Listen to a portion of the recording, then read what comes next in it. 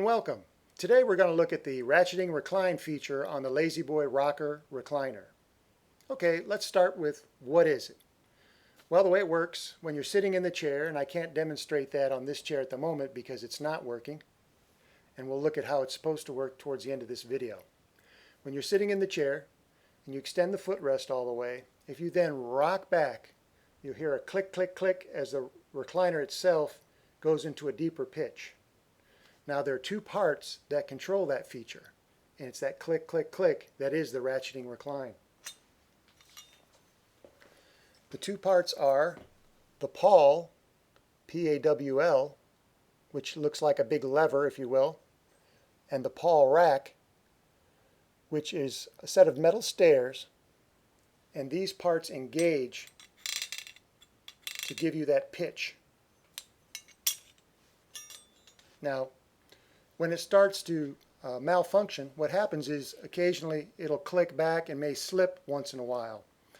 As it gets worse and the wear increases, you'll get that slippage more and more often until you may get to the point where it doesn't want to stay back at all. And I'm going to try to demonstrate that on this chair. Let's take a look. Okay, so again, we have the footrest all the way open, and now we simply rock back to engage the feature. And as you can see, it's clicking back, but it's not staying. So if you're having this problem, let's take a look at how to fix it, and that's coming up next.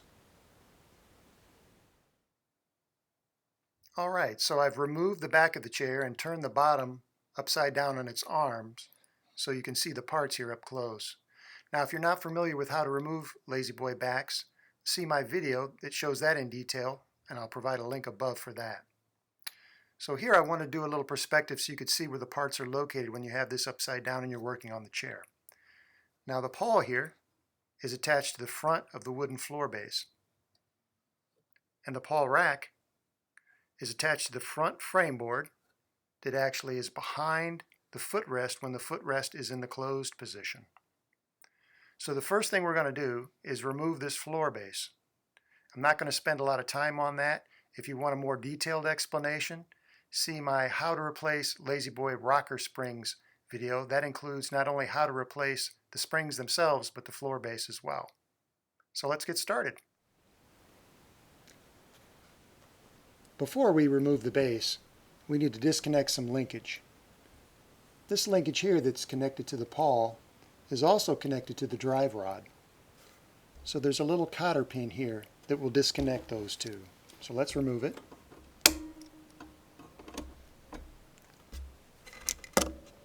Once the pin is off,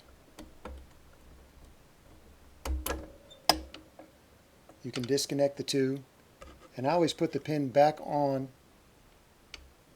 the clip I should say, back onto the pin so we don't lose it.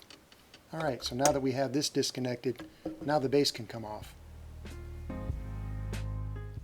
Now before we take the rocker springs loose, or I should say the base from the rocker spring, we need to add some spacers. This is 1/4 inch plywood. It's roughly 1.5 inches tall, and I'm going to use these as a spacer on each side of the rocker spring. The idea is to keep it pre-stretched a bit so it's easier to remove and install. So let's go ahead and put these in.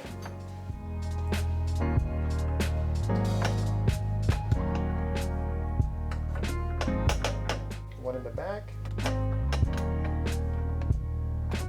and one in the front.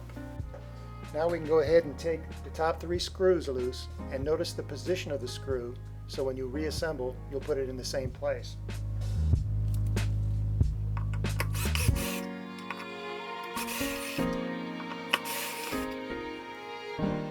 The screws have Torx bit heads, so you want to make sure you use the proper size bit. Now I've already put the spacers in on the opposite side. Let me move this light, and taken the other side loose, so we should be ready to remove the base.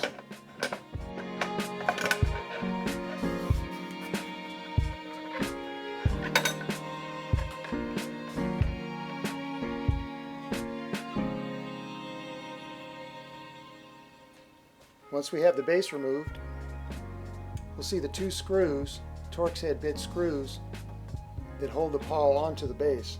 So you'll want to remove those. And also, Note the position of this linkage. Some actually have a little retention spring here. So you want to note how this is fastened and how it's attached so you can put it in the exact same position when you use the new part. So let's go ahead and remove it.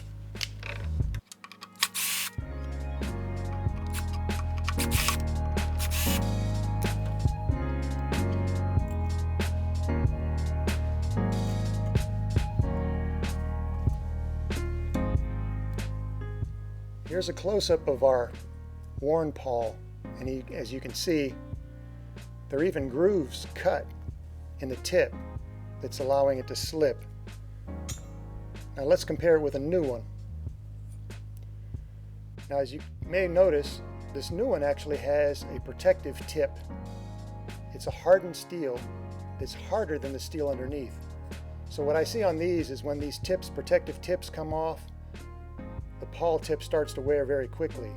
But when they stay on, for whatever reason, I've never seen them wear. So if you get lucky and yours stays on, it may still be in good shape. If it is, there's no need to remove it. Leave it on the base. But if your pawl's like this, obviously you need to replace it. So let's go ahead and do that. We'll start with unhooking the spring here from the bottom of the lever body, and then just disconnect the linkage. So we'll do the same thing with the new pawl. Put the linkage back in place and reconnect our spring. Okay, now it's ready to go back on the base.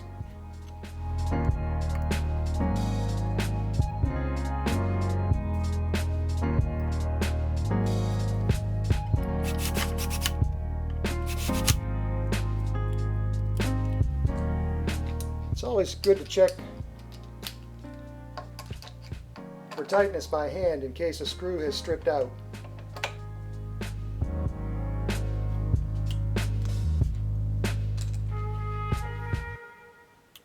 Alright, so we have our new pawl installed. Now we need to switch out the pawl rack. I wanted to give you a look at this perspective.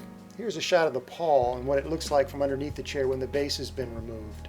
As you can see, it attaches to the front frame board that's behind the footrest when the footrest is closed. We're going to take these staples loose here to peel this cover back because the fasteners for this pawl rack are actually put in from the opposite side. So let's do that next.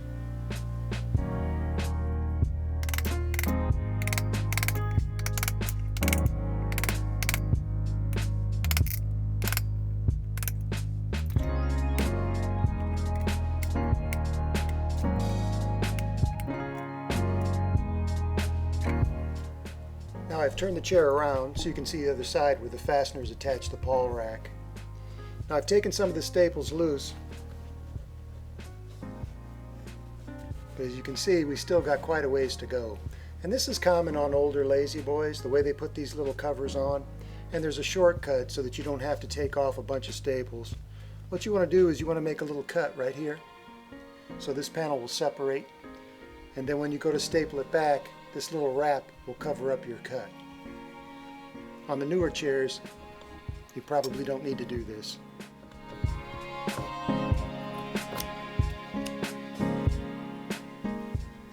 Okay, once we make this little cut, now we can expose the fastener heads much easier. And it's these three. And again, we'll need a Torx bit. This one will be a bit larger. Here I've got mine set up on a ratchet so I can undo it by hand.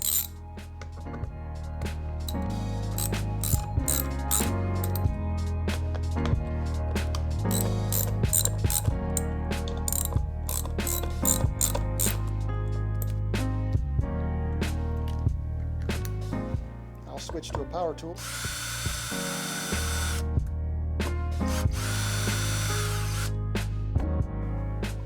You can leave the fasteners in part way.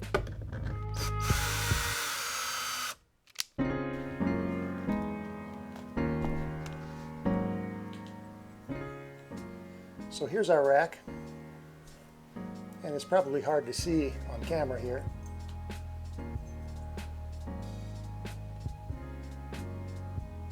When you compare the new one with the worn teeth of the old one.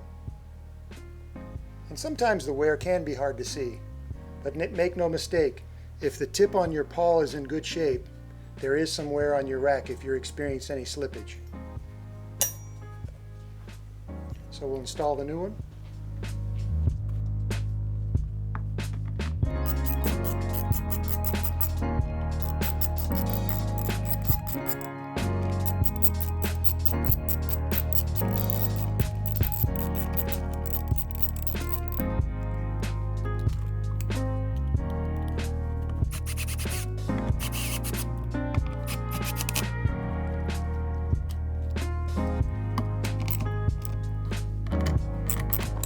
Again, I finish up by hand so you can make sure they're good and snug. And if you noticed, I started this by hand as well. And the reason for that is if you start with the power tool and you're holding on to this part with the sharp steps on the other side, it actually can spin in your hand and cause a little bit of injury. So to avoid that, simply start it by hand, get the screws started, then it's not going to spin on you, then you can use your power tool. Alright, now that we have that installed, let's staple the cover back.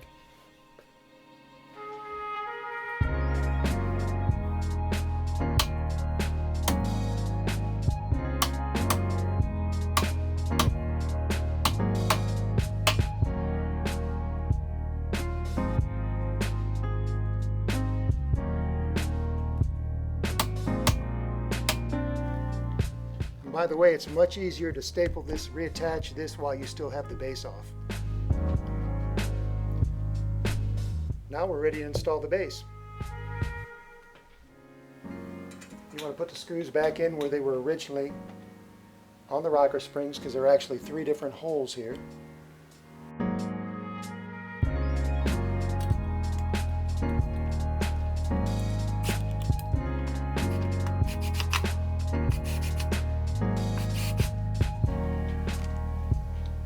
Finish tightening by hand.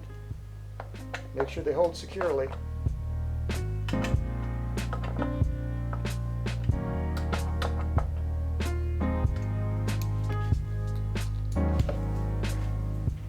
Now we want to replace our linkage.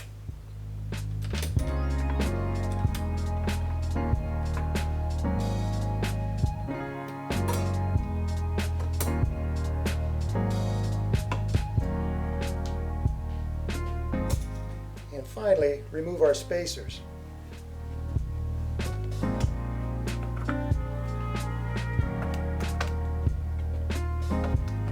I've already attached the spring on the other side.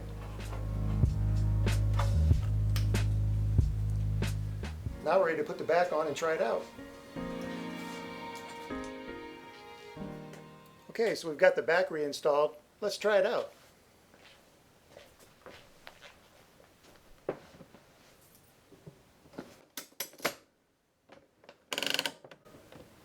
And there we go. Works great. One footnote on how these chairs operate. When you release that lever, sometimes there's a pop or a bang sound, and that's the sound of the lever releasing from those steps under pressure. That's normal. That's how these chairs are designed to operate.